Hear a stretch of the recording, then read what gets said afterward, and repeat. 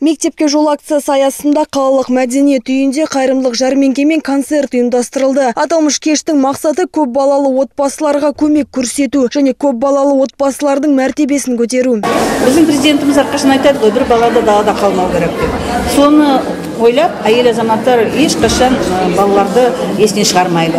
Балапандарымызды бүгін киіндіріп, мектепке жібереміз деп ойымыз бар.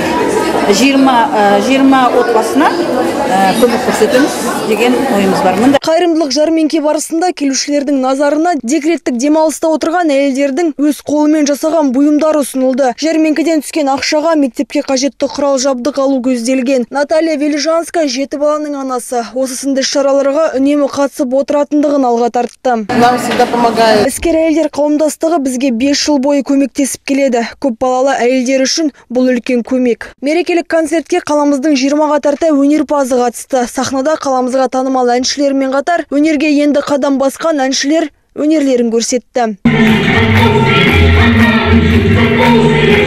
Айта кету керек, мерекеге арнап құны 150 мың теңгені құрайтын балалар аяқ киімі сатып алынды. Бұндай форматтағы іс-шара қаламызда алғаш рет өткізілді.